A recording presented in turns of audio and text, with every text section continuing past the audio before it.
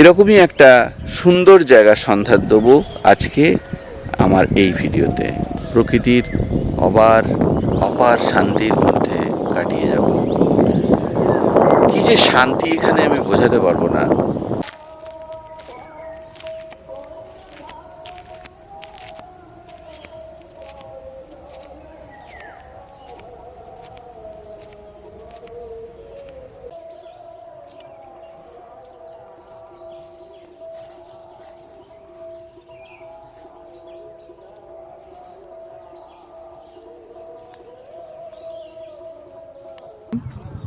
এখানে একটা মাঠ, এখানে দর্শকদের বসার জায়গা, অ্যাম্ফি থিয়েটারের মতন। আর এইখানে পোড়ামাটি ঘাট।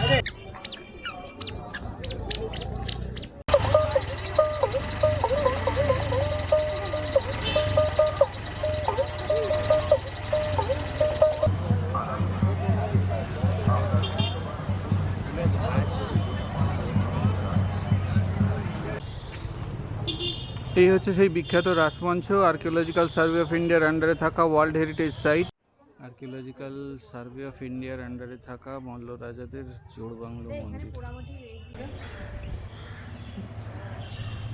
মল্ল রাজাদের আরাধ্য দেবতা রাধেশ্যাম মন্দির।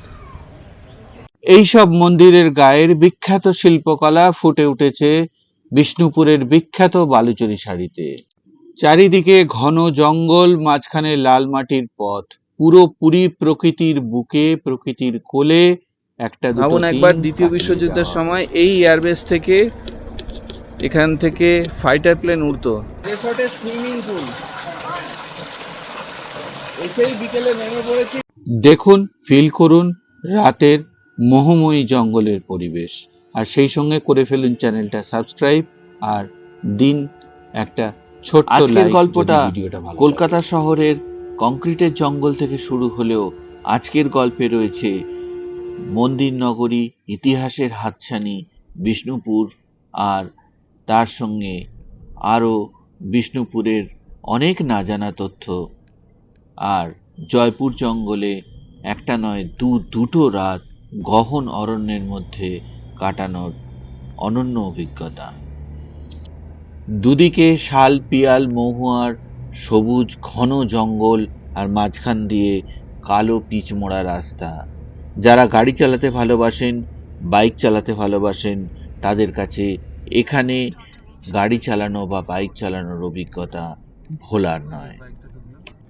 আরামবাগের পর থেকে স্টেট হাইওয়ে 2 বা SH2 ধরে সোজা বিষ্ণুপুরের দিকে কিছুটা এগিয়ে গেলেই, বিষ্ণুপুর থেকে 5 কিলোমিটার আগে এই রাস্তা থেকে বাঁদিকে ঘুরে গেলেই আমাদের রিসর্টের রাস্তা। এতক্ষণ ছিল দুদিকে ঘন জঙ্গল, আর এখন আমরা সেই জঙ্গলের মধ্যেই ঢুকে পড়লাম।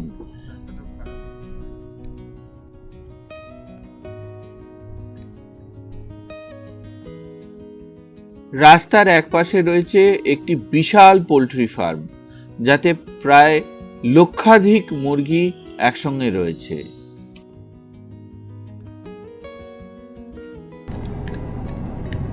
এবার বেশ রীতিমতো জঙ্গলি ফিলিং আসছে তো। হ্যাঁ, আরামসে বেশি কি মুরগি মাংস 2003 ইকো রিসর্ট ওটা।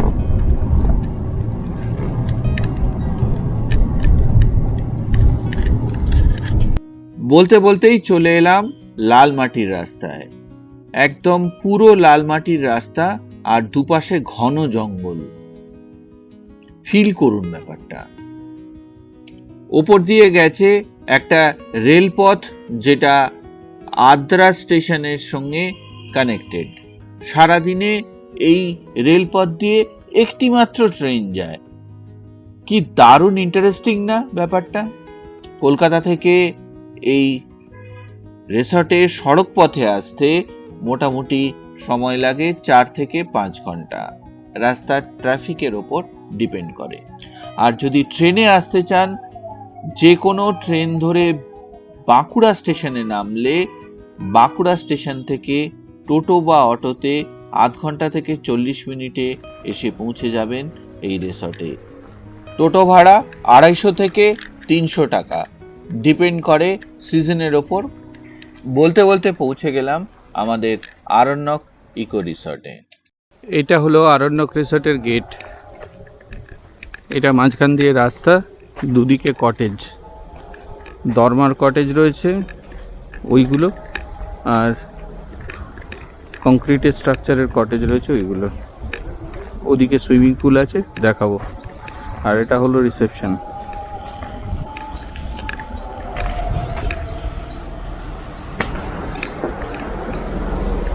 চারিদিকে পাখির ডাকের আওয়াজ, পুরো জয়পুর ফরেস্টের এরোড্রোমের কাছে।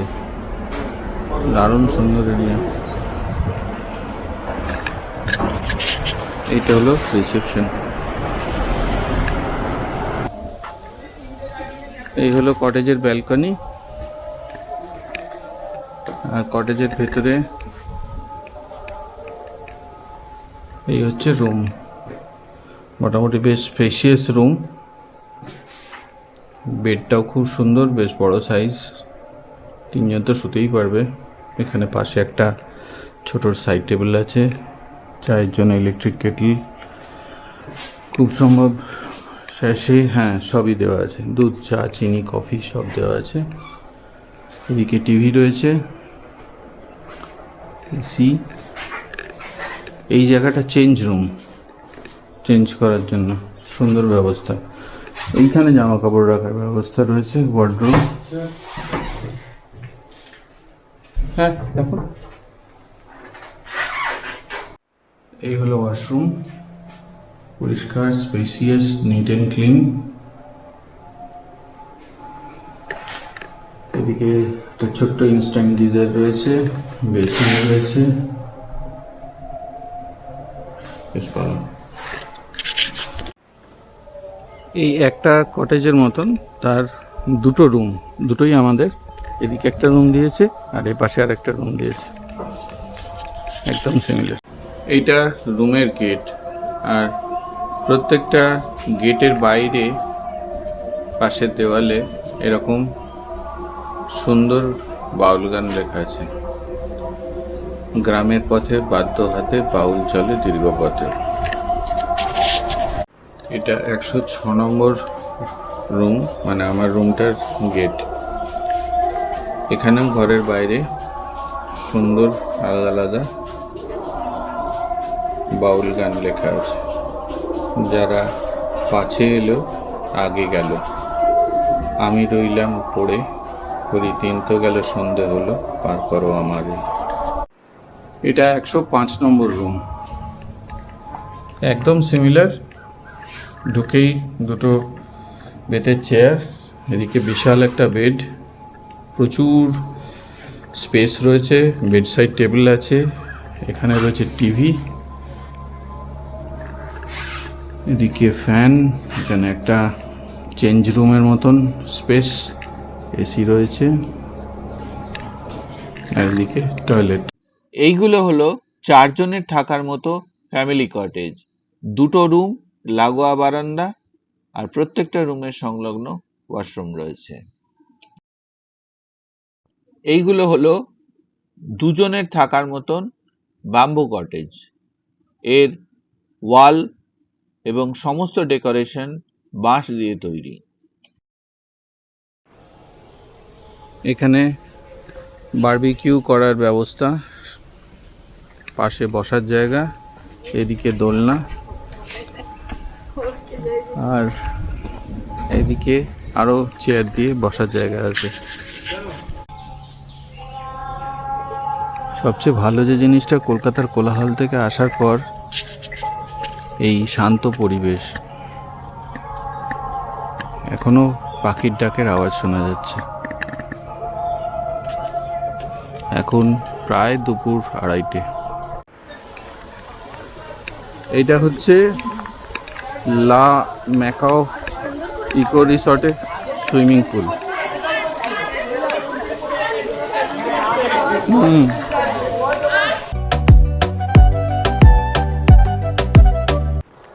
এটা আমাদের গাড়ি দাঁড়িয়ে আছে, আমরা গাড়িতে এসেছি, আর এখানে টোটো দাঁড়িয়ে আছে। এইমাত্র একজনরা এলো স্টেশন থেকে টোটোয় আসতে 4 জনের জন্য 250 থেকে 300 টাকা ভাড়া লাগে। সব কটা কটেজেরই ভাড়া 4000 থেকে 6000 টাকা অবধির দুজনের জন্য, সঙ্গে একটা বাচ্চা থাকতে পারে। এই ভাড়ার সাথে একটা huge complimentary buffet breakfast included. এই আমাদের লাঞ্চের মেনু। এই হচ্ছে আলু পোস্ত, এটা পমফ্রেট মাছ, ঝুরি আলু ভাজা বাদাম দিয়ে, এটা হচ্ছে আলু ফুলকপির তরকারি, ডাল, ভাত নিয়েছি, আর এই হচ্ছে আরেকটা পমফ্রেট মাছ। আমার পিছনে এটা ডাইনিং হলে আজকে লাঞ্চ করলাম। একদম বাড়ির মতন, হালকা রান্না, খুব ভালো টেস্ট।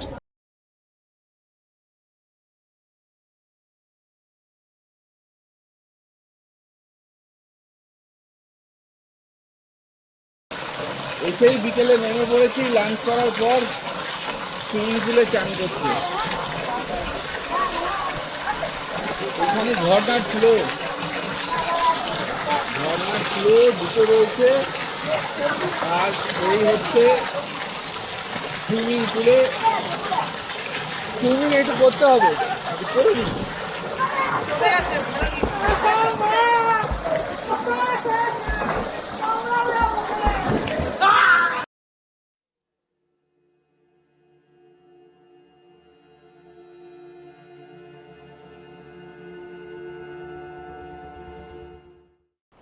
এখন যাচ্ছি পোড়ামাটির হাট দেখতে।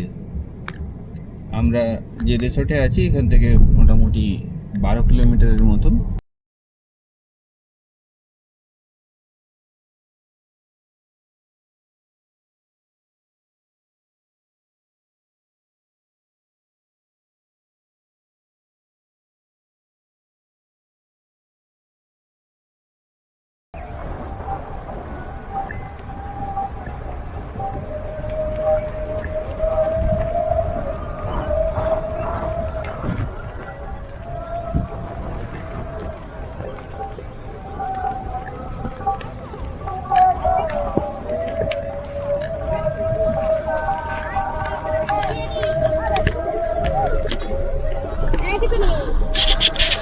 ঢুকে পড়লাম বিষ্ণুপুরে।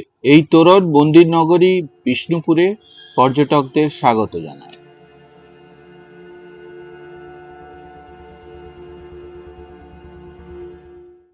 শান্তিনিকেতনের সোনাঝুরির হাটের প্রসিদ্ধি তো জগৎজোড়া, কিন্তু বিষ্ণুপুরের এই পোড়ামাটির হাট, এর কথা কজন জানে?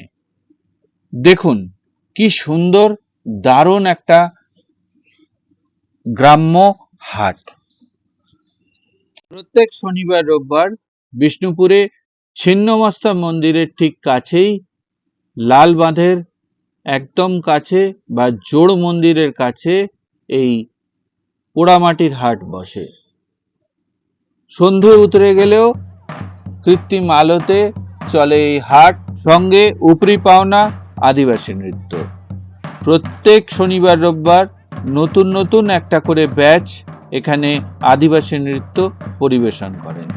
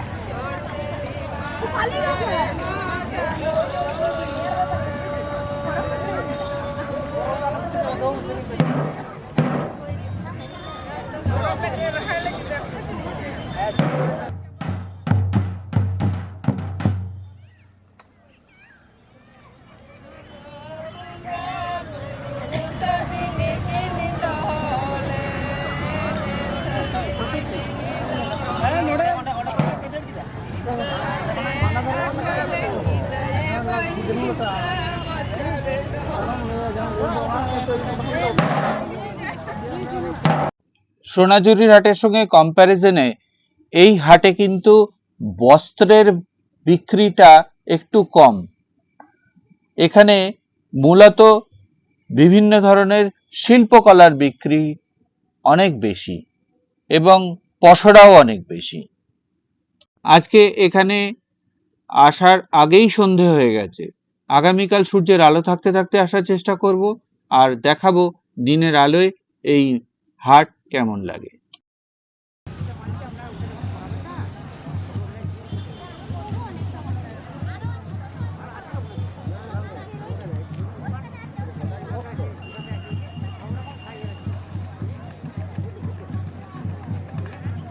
হ্যান্ডমেড লজেন্স চকলেটের স্টল দেখুন।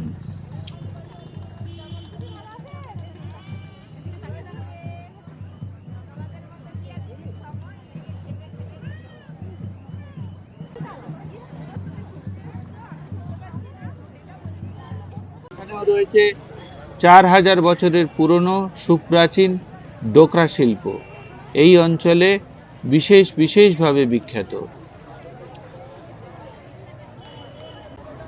জাং জুয়েলারি স্টল ভীষণ পপুলার।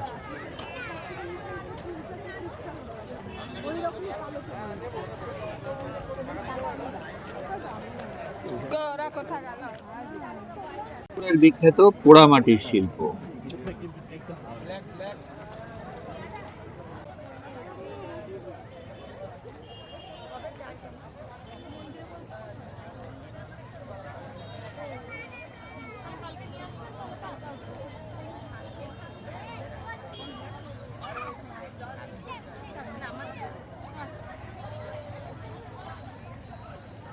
এই জিনিসটা আমার বিশেষ ইন্টারেস্টিং লাগলো, প্লাস্টিকের ছিপি দেয়া মাটির বোতল।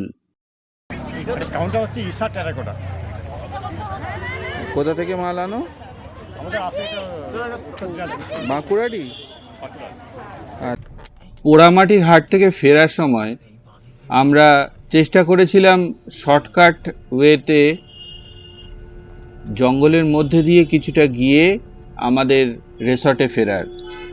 যথারীতি ফল যেটা হওয়ার তাই হয়েছে, লোকাল লোক সঙ্গে না থাকার জন্য অন্ধকারে রাস্তা হারিয়ে আমরা আবার back to the main road. তো লাভ যেটা হলো সেটা হচ্ছে এই জঙ্গলে রাত্রে ঘোরার একটা অনন্য অভিজ্ঞতা। সেই অভিজ্ঞতা আপনাদের সঙ্গে একটু ভাগ করে নেব, তাই এই সিনটা রাখলাম। সম্পূর্ণ গা ছমছমে একটা পরিবেশে, ঘন জঙ্গলের মধ্যে, চারিদিকে শুধু ঝিঝি পোকার ডাক, এছাড়া আর কিচ্ছু নেই। ভৌতিক ভয়াল একটা পরিবেশ। যে কোনো সাধারণ লোক এখানে আর কিছু না হোক হাতির অকস্মাৎ আবির্ভাবের ভয় পেতে বাধ্য। আমরাও সেই ভয়ে ছিলাম, তাই এখান থেকে খুব তাড়াতাড়ি ফিরে এলাম। এসছি ডাইনিং হলে ডিনার করার জন্য। এখনো ডিনার সার্ভ করেনি, ডাইনিং হলটা এখন ফাঁকা। অনেকেই আসবে, আমরা একটু আগেই চলে এসেছি। সকালে বেরিয়েছি, সারাদিন টায়ার্ড।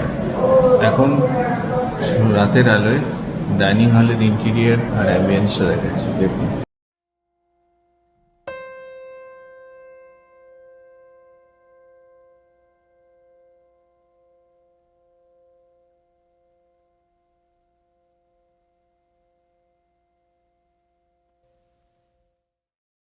মেনু রুটি, এটা হচ্ছে ফ্রাইড রাইস, চিলি চিকেন এখানে দিয়েছে। ভেজিটেরিয়ান রয়েছে দেওয়াশিসরা, তার জন্য ডাল আর বেগুন ভাজা, সস দিয়েছে।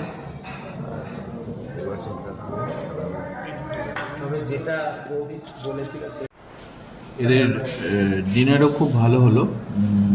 ডিনারের সবকটা আইটেমের টেস্টই খুব ভালো, তবে দাম এখনও এক্স্যাক্টলি জানি না, দামটা হয়তো একটু বেশির দিকে, আর কোয়ান্টিটিটা কিন্তু কম। ভাত, ফ্রাইড রাইস এগুলো একটু বুঝে অর্ডার দেবে। রাতের রিসর্টের পরিবেশটা কিন্তু অসাধারণ, চলুন একটু দেখাই। এটা হচ্ছে রিসর্টের মেইন গেট, এটা রিসেপশন। এইদিকে প্রথম কটেজটাই আমাদের কটেজ, পাশাপাশি দুটো রুম। আর এইখানে বাগানে কি সুন্দর আলো দেওয়া আছে দেখুন।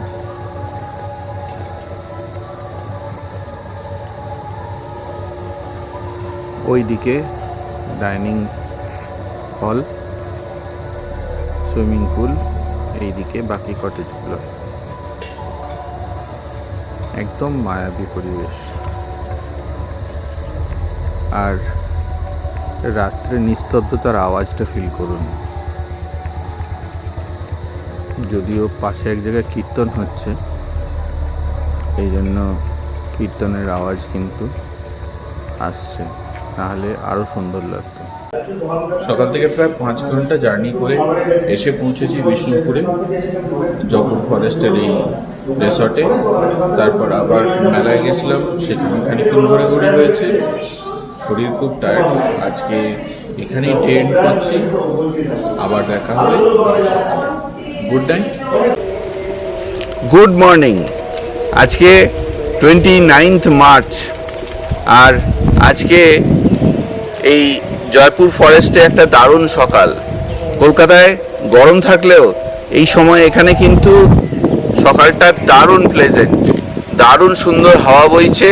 আমি দাঁড়িয়ে আছি জয়পুর ফরেস্টের যে অ্যানশিয়েন্ট এয়ারবেস তার কাছে, আর চারিদিকে পাখির ডাক, গাছের পাতা ঝরে পড়ছে, অপূর্ব অপূর্ব লাগছে। এই জায়গাটায় আপনারা অতি অবশ্যই আসবেন এই সময়ে, বা শীতকালে, বর্ষাকাল বাদ দিয়ে। এই জঙ্গলে কিন্তু একটা অপার শান্তি, অপার প্রকৃতির সান্নিধ্য পাবেন। তবে এই জায়গাগুলো যত বেশি প্রমোট হবে, তত বেশি এই জায়গাগুলোতে মানুষ আসবে, আর এই শান্তি কিন্তু আস্তে আস্তে কমবে।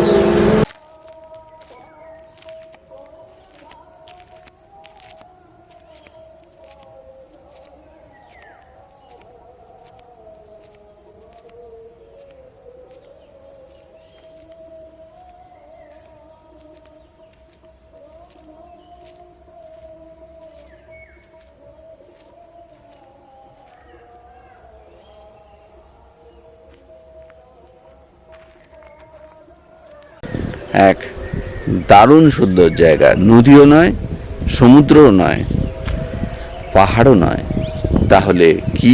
হ্যাঁ, জঙ্গল। জঙ্গলের অপার আনন্দ, নিরবিল শান্তির মধ্যে কাটাতে পারেন 2-3 দিন।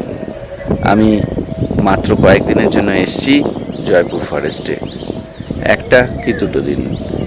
এখানে এই প্রকৃতির অপার শান্তির মধ্যে কাটিয়ে যাব।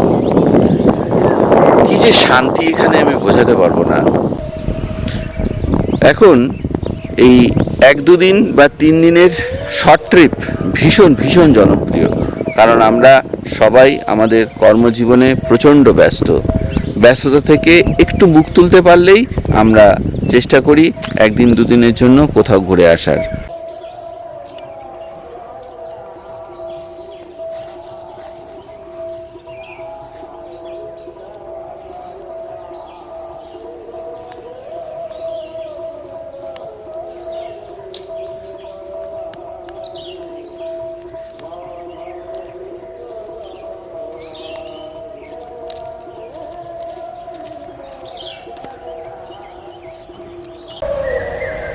আমরা শুনি মাচার পটল, আমরা খাই মাচার পটল, কিন্তু কিভাবে মাচায় হয় সেটা কি আমরা জানি?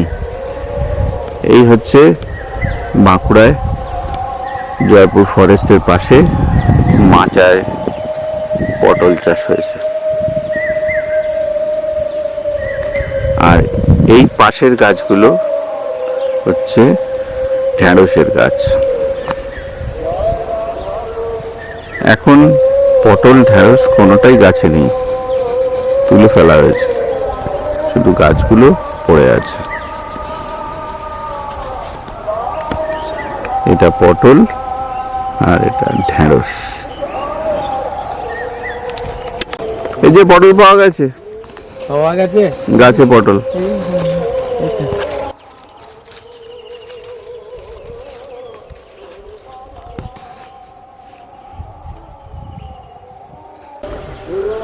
এই ক্ষেতটায় ঝিঙে চাষ হয়েছে, বীজ পোঁতা আছে, চাষও তো হয়। ঝিঙে হয়। সজনে ডাঁটা এইটা হলো আমাদের কটেজ, সকালের দৃশ্য। আর কটেজের সামনে এখানে চা কফি সমস্ত কিছু লাগানো আছে। ছোট দুটো ফ্লাস্কের, ডান দিকেরটা হচ্ছে লিকার চা আর কফি, আর বড়টা হচ্ছে দুধ চা, সঙ্গে বিস্কুটও দেওয়া আছে, ন্যাপকিন দেওয়া আছে। আদর জায়গাটা হচ্ছে বারবিকিউ করার জায়গা। সকাল 8টা থেকে এরা এটাকে দিয়ে দেয়, যে যেরকম টাইমে খুশি, যতবার খুশি চা খেতে পারে। এটা কিন্তু একটা বেশ ভালো ফ্যাসিলিটি।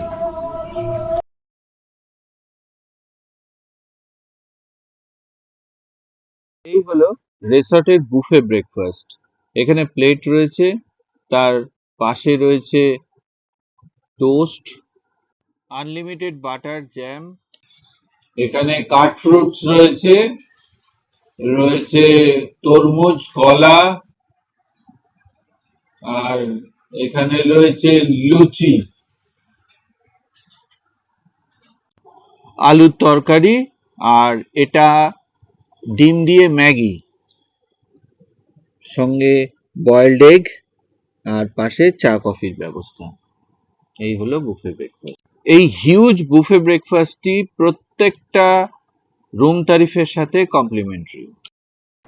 এখানে বুফে ব্রেকফাস্টে বয়েলড এগ যেমন দিয়েছে বুফেতে আনলিমিটেড, সেরকম এরা টেবিলে এসে কাস্টমাইজ সার্ভিস হিসেবে জিজ্ঞাসা করছে যে কেউ অমলেট বা পোচ খেতে চাই।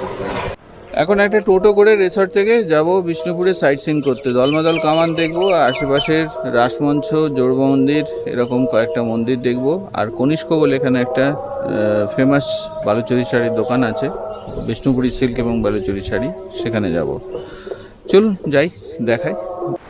আমাদের হোটেল থেকে যে ভদ্রলোক নিয়ে এলেন একটা আর্টিকা গাড়িতে, ওনারই গাড়ি আর ওনারই টোটো। সেই টোটোতে একটু দূরে গিয়ে ওনার বাড়ির সামনে থেকে টোটোতে উঠলাম দুজনে, আমি আর আমার মিসেস।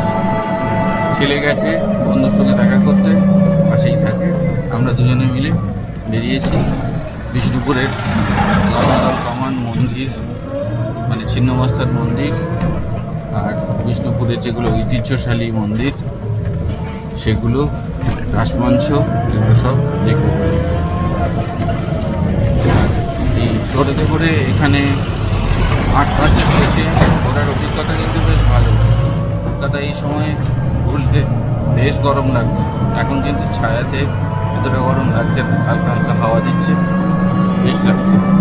এই সেই গেট যা স্বাগত জানায় সমস্ত পর্যটককে মন্দির নগরী বিষ্ণুপুরে আসার জন্য।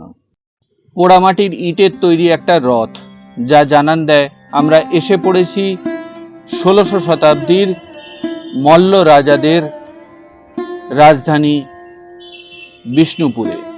ঢোকার মুখে দেখলাম একটি ছোট গেট, আর এর পরে রয়েছে একটি বড় গেট, মাঝখানে রয়েছে পরিখা। তখনকার দিনে, মানে 16শো শতাব্দীর কথা বলছি, সেই সময় আশেপাশে কিচ্ছু ছিল না, ছিল এই দুটো গেট আর পরিখা। এটা পেরিয়েই মল্ল রাজাদের রাজধানী এবং রাজপ্রাসাদে ঢুকতে হতো। এই বড় গেটটাতে পোড়ামাটির ইটের কাজের ওপর কিছু রেস্টোরেশন ওয়ার্ক হয়েছে, সেটা দেখলেই বোঝা যায়। এতক্ষণ যাচ্ছিলাম গেটের ভিতর দিয়ে, এবার গেটের বাইরে দিয়ে যাচ্ছি। পোড়ামাটির ইটের কাজ তো রয়েছে, আর একটা দারুণ জিনিস, এখানে একটা অদ্ভুত জানলা রয়েছে, যে জানলা দিয়ে ভেতরের সমস্ত অংশকে অনেক দূর অবধি দেখা যায়। দেখুন, মহারাজা বীর হাম্বির মন্দির আর মন্দির সংলগ্ন উদ্যান। উদ্যানের জন্য টিকিট আছে বোধহয় 20 টাকার মতন, আমরা যাব না, শুধু মন্দিরটা দেখব, মন্দিরের টিকিট নেই। মহারাজা বীর হাম্বির মন্দির, আর একটা নাম লালজি মন্দির। এই হচ্ছে মন্দির চত্বর, আর পোড়ামাটির কাজের এই হচ্ছে মন্দির। এই গেট দিয়ে ঢোকার পর এই হচ্ছে ওয়াল, সবই টেরাকোটার ইট দিয়ে তৈরি। এই হচ্ছে মূল মন্দির।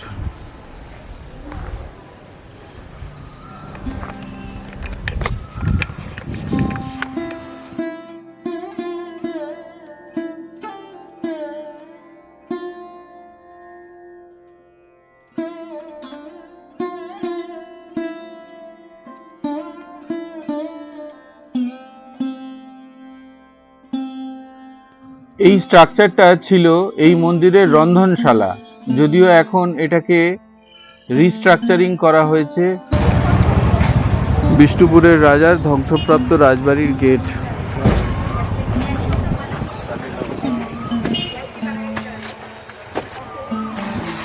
এটা ছিল রাজবাড়ি।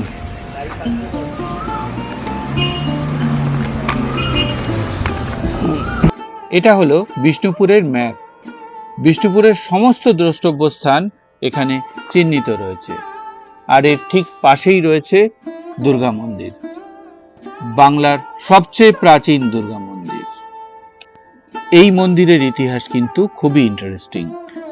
997 খ্রিস্টাব্দে মা মৃন্ময়ের স্বপ্নাদেশ পেয়ে রাজা জগৎ মল্ল রাজাদের একজন রাজা, তিনি এই দুর্গা মন্দির স্থাপনা করেন। ভাবুন একবার, 1021 বছরের পুরনো দুর্গা পুজো এবং বাংলার সবথেকে প্রাচীন দুর্গা পুজো এই মন্দিরে হতো। শুধু প্রাচীন দুর্গা পুজোই নয়, এই মূর্তি সেই সময়কারই মূর্তি, যদিও মন্দিরটা আবার নতুন করে রিকনস্ট্রাক্টেড হয়েছে। মা দুর্গা এখানে দেবী মৃন্ময়ী নামে পূজিত হন। পাশেই রয়েছে ডোকরা শিল্পীদের তৈরি কিছু শিল্পকর্ম, যেখান থেকে কেনা যায়। প্রথমে মাটি দিয়ে একটি মডেল তৈরি করা হয়, তারপর মোম আর মাটির প্রলেপ দিয়ে ছাঁচ তৈরি করা হয়। এরপর মোম গলিয়ে বার করে সেই শূন্য স্থানে গলিত ধাতু ঢেলে মূর্তি তৈরি করা হয়। প্রায় 4000 বছরের পুরনো এই শিল্পের নজির সিন্ধু সভ্যতার নাচনে বালিকা মূর্তিতেও পাওয়া যায়। 2018 সালে এই শিল্প জিওগ্রাফিক্যাল ইন্ডিকেশন ট্যাগ পেয়েছে। দুর্গা মন্দিরের পাশেই রয়েছে টেরাকোটা স্থাপত্যের আর এক অনন্য নজির, দেখুন।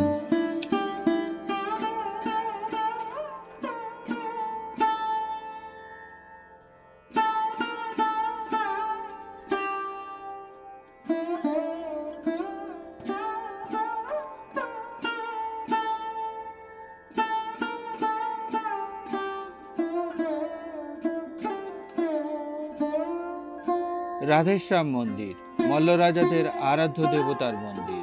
1758 সালে মল্ল রাজা চৈতন্য সিং এই মন্দির তৈরি করেন। জোড় বাংলা মন্দির সবচেয়ে জনপ্রিয় বাংলার টেরাকোটা মন্দির। 1655 খ্রিস্টাব্দে মল্ল রাজা রঘুনাথ সিং এই মন্দির তৈরি করেন। এই পেঁচা বা ঘোড়া বাঁকুড়ার টেরাকোটা শিল্পের আইকনিক সিম্বল হয়ে দাঁড়িয়েছে। যদিও এছাড়াও আরো বিভিন্ন মূর্তি রয়েছে যেগুলো ঘর সাজানোর জন্য বহু লোকে নিয়ে যায়। এই মৃৎশিল্পীর একতারা বাদনে মুগ্ধ হয়ে খানিকক্ষণ দাঁড়িয়েছিলাম। গরমে ডাব খেতে দাঁড়িয়েছিলাম। ছোলা ডাব গর্ত করার ইউনিক স্টাইল দেখে বেশ ভালো লাগলো। মন্দিরে 5টা টাওয়ার থাকার জন্য এর আর এক নাম পঞ্চরত্ন মন্দির। 1643 খ্রিস্টাব্দে মল্ল রাজা রঘুনাথ সিং এর দ্বারা নির্মিত এই সামরাই মন্দির গায়ে রামায়ণ, মহাভারত এবং কৃষ্ণলীলার দৃশ্য রয়েছে। আর্কিওলজিক্যাল সার্ভে অফ ইন্ডিয়ার আন্ডারে থাকা ওয়ার্ল্ড হেরিটেজ সাইট রাসমঞ্চ। 1600 খ্রিস্টাব্দে মহারাজা হাম্বির মল্লদেবের দ্বারা তৈরি এই রাসমঞ্চ রাস উৎসবের সময় ভগবান কৃষ্ণ এবং অন্য সমস্ত মূর্তিকে নিয়ে এখানে একটা উৎসব অনুষ্ঠিত হতো। এই রাসমঞ্চের ছাদ কিন্তু পিরামিডাল স্ট্রাকচারের। ড্রোন ভিউতে দেখলে পিরামিডের মতোই একে দেখতে লাগে। 12.5 মিটার লম্বা আর 30 মিটার চওড়া। আমার পিছনে দলমাদল কামান, মল্ল রাজাদের তৈরি সম্ভবত সর্ববৃহৎ কামান। এটা 1931 সালে এটা রাষ্ট্রীয় সম্পত্তি হিসেবে চিহ্নিত হয় এবং এখানে স্থাপিত হয়। অনেকগুলো রিং আছে, এই রিংগুলো এখানে জুড়ে জুড়ে এই কামান তৈরি হয়েছে। পেটা লোহার তৈরি এই কামান। এই কামান তৈরি হয়েছিল মারাঠা আক্রমণ প্রতিহত করার জন্য। মল্ল রাজারা মারাঠা আক্রমণ থেকে নিজেদের বাঁচাতে এই কামান তৈরি করে। 1742 খ্রিস্টাব্দে যখন বর্গীরা রাঢ় বাংলা আক্রমণ করেছিল, তখন স্বয়ং ভগবান মদনমোহন এই কামান দেখে বিষ্ণুপুরবাসী এবং তখনকার রাজা গোপাল সিংহকে রক্ষা করেন। কামানের নাম দলমর্দন, পরবর্তীকালে নাম পরিবর্তিত হতে হতে দলমাদলে পরিণত হয়। পাশেই রয়েছে বিষ্ণুপুরের বিখ্যাত ছিন্নমস্তা মন্দির। ঢুকে দেখলাম এখানে উপনয়নের কাজ চলছে। আমরা পৌঁছেছিলাম দুপুর বেলাতে, মন্দির তখন বন্ধ ছিল। মোটামুটি 12:30-1টার পরে মন্দির বন্ধ হয়ে যায়, আবার বিকেল 4টে-5টার পরে মন্দির খোলে। পরের গন্তব্য বিষ্ণুপুরের বিখ্যাত বালুচরী শাড়ি, বিষ্ণুপুরি সিল্ক ইত্যাদির দোকান কনিষ্ক। কনিষ্ক শোরুমের অন্দরমহল। বলে রাখা ভালো, এতক্ষণ যে ইতিহাস বা মন্দির বা যে স্থাপত্যকলা দেখলেন তার বেশ কিছু নিদর্শন কিন্তু বিষ্ণুপুরি শাড়িতেও দেখা যায়, বিশেষ করে বালুচরী শাড়িতে। দুপুরে এসেছিলাম অন্নপূর্ণা হোটেল অ্যান্ড রেস্টুরেন্টে লাঞ্চ সারতে। এদের বিরাট বড় হোটেল রয়েছে উইথ সুইমিং পুল ফেসিলিটি। রেস্টুরেন্টের অ্যাম্বিয়েন্সটা দেখুন।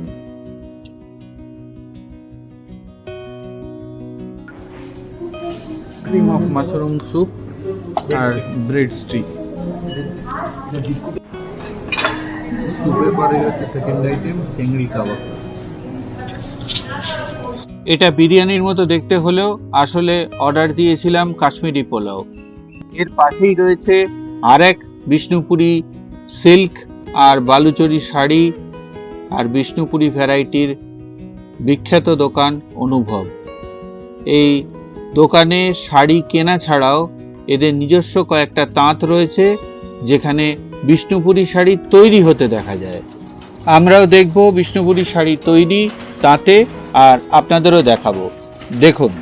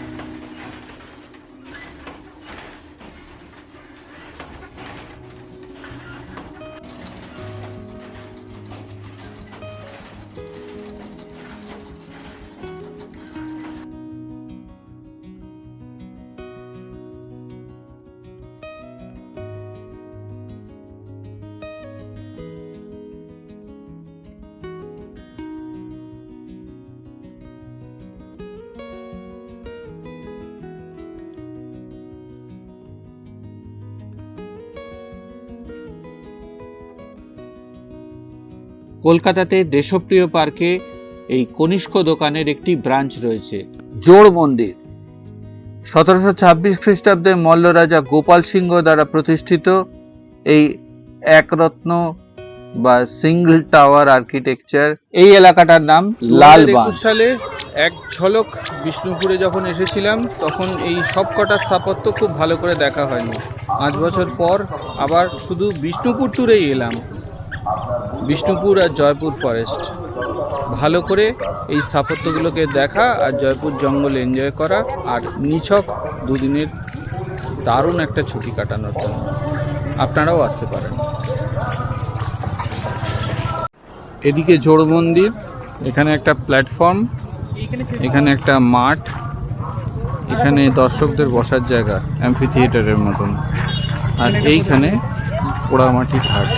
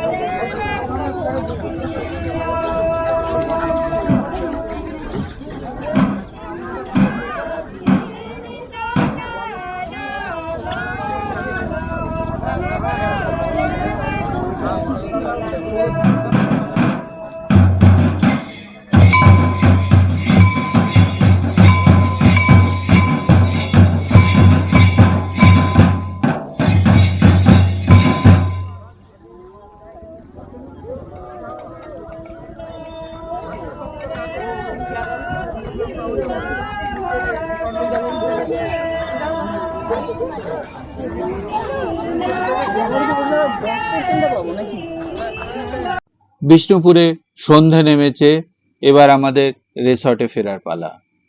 এই সেই বিখ্যাত বিষ্ণুপুরের গেট। বিষ্ণুপুরের গেট পার হলাম মানেই বিষ্ণুপুর থেকে আমরা বেরিয়ে আবার জয়পুর ফরেস্টের দিকে যাচ্ছি। আজই বিষ্ণুপুরে আমাদের শেষ রাত, তাই রিসর্টে ফেরার আগে জ্যোৎস্না রাতে জঙ্গলের শোভা দেখার আর আপনাদের দেখানোর একটু চেষ্টা করলাম। এটা হচ্ছে ভাত, আজকে পরিমাণটা একটু বেশি মনে হচ্ছে। এটা চিংড়ি মালাইকারি, এই ঝুরি আলু ভাজা, আলু পোস্ত, রুটি দিয়েছে, আর এটা হচ্ছে আলুর দম। এই হচ্ছে আজকে 30th বার্ন। আজকে ব্রেকফাস্ট, ব্রেড টোস্ট, কলা, তরমুজ, জ্যাম, গরম গরম লুচি দিয়ে গেল।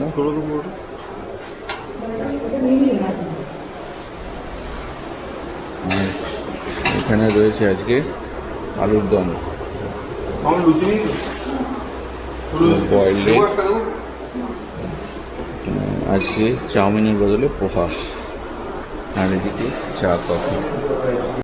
আমার এই ভিডিও কোনো পেড প্রমোশন নয়, প্রথমেই বলে রাখি। আর এটা আমার সম্পূর্ণ নিজের খরচায় বেড়ানো, তাই এখানে যে কথাগুলো আমি বলবো সেগুলো কোনো রকম অত্যুক্তি নয়। এর খারাপের দিকটা আগে বলি। রিসর্টের দু একটা ছোটোখাটো প্রবলেম রয়েছে। একটা তো এখানে পৌঁছানোর সমস্যা, সেটাকে ওভারকাম যারা করতে পারবেন তারাই আসবেন, কারণ মেন রোড থেকে অনেকটা ভেতরে। বিভিন্ন রকম সন্ধেবেলা রাত্রে পোকামাকড় এবং সারাদিন বিভিন্ন পোকামাকড়ের উপদ্রব রয়েছে, পিঁপড়ে। এগুলো রিসর্টের রুমের মধ্যে কমই, কিন্তু আছে, যেহেতু জঙ্গলের মধ্যে রিসর্ট। আর এই টুকটাক বাথরুমে ফ্ল্যাশ কাজ করছে না, বা দরজার লকটা ঠিকঠাক কাজ করছে না, এরকম ছোটোখাটো সমস্যা রয়েছে কিছু। তবে এর ভালোর দিকটাই বেশি। ভালোর দিকে প্রথম বলবো পরিবেশ, দ্বিতীয় বলবো এদের আন্তরিকতা। আর এইরকম একটা জঙ্গলের রিমোট জায়গার মধ্যে একটা রিসর্ট বানিয়ে সেটাকে ওয়েল মেনটেন করা খুব সহজ কথা নয়। অনেক জায়গাতেই এর মধ্যে 2-3 দিনের জন্য গেছি, কিন্তু কোনো জায়গা এত মায়ায় জড়ায়নি। জঙ্গলের মাঝখানে, বিষ্ণুপুরের জয়পুর ফরেস্টের মাঝখানে এই রিসর্ট 2 দিনে কিন্তু অনেকটাই মায়ায় জড়িয়েছে। আজকে 30শে মার্চ, আজকে চলে যাব এখান থেকে 11টায় চেক আউট। যাওয়ার আগে কিন্তু বারবার ফিল করছি যে যাওয়ার ইচ্ছে করছে না, এখানে আবার একবার ফিরে আসতে হবে। চারদিকের পরিবেশটা এর জন্যে ভীষণভাবে দায়ী, আর এদের আতিথেয়তা দেখুন আর ফিল করুন, শুনুন। চারিদিকে জঙ্গলের পাখির ডাক। এই পুরো রিসর্টটাই জঙ্গলের মাঝখানে, অপূর্ব অপূর্ব। ছোট্ট 1 দিন বা 2 দিনের ছুটিতে অবশ্যই চলে আসতে পারেন। বাঁকুড়া স্টেশন থেকে মোটামুটি ঘন্টাখানেক লাগবে অটো বা টোটোতে। এরা নেয় মোটামুটি 300 থেকে 400 টাকা সিজন ওয়াইজ।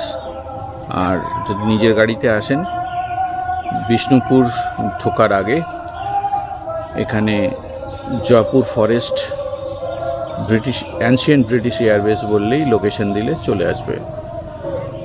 4 থেকে 5 ঘন্টার মতন লাগবে ব্রেক নিয়ে। জয়পুর জঙ্গলে আছি, আর জয়পুর জঙ্গলের সবচেয়ে বিখ্যাত দ্রষ্টব্য স্থানটা দেখবো না, তার কি হয়? তাই ফেরার আগে আমরা এখানকার জঙ্গলের মধ্যে লুকোনো প্রায় 10 কিলোমিটার লম্বা আর চওড়া অ্যানশিয়েন্ট ব্রিটিশ এয়ারবেস দেখতে বিশ্বযুদ্ধের সময় তৈরি অ্যানশিয়েন্ট ব্রিটিশ এয়ারবেস, বিরাট জায়গা নিয়ে তৈরি। ওইদিকে অন্তত 2-3 কিলোমিটার আছে। এই পুরো জায়গাটা চওড়া জায়গা। এই জায়গাটায় কোনো এক সময় ভাবুন যে ফাইটার প্লেন এখানে থাকতো, এখান থেকে উড়তো। ওইদিকেও প্রচুর আছে জায়গা, ওইদিকেও রানওয়ের এখন ঘাস জঙ্গলে ঢেকে গেছে। এই জায়গার টেক্সচারটা আর এখানকার টেক্সচারটা ডিফারেন্স দেখুন। এখানে ক্রিপলের মতন দাগ করা আছে, যাতে এয়ারপোর্টের ল্যান্ড করা প্লেন এখানে ব্রেক কষতে পারে প্লেনের চাকা। শেষ দুদিনের জার্নি, আবার ফিরতে হবে কংক্রিটের জঙ্গলে, প্রকৃতির বুক ছেড়ে। অবশ্যই আবার ফিরে আসব, ফিরে আসার অঙ্গীকার রইল, কারণ এরকম সুন্দর স্মৃতি খুব কমই থাকে। আর সেই সঙ্গে শেষ করছি আজকের ব্লগ। সবাই ভালো থাকবে, নমস্কার।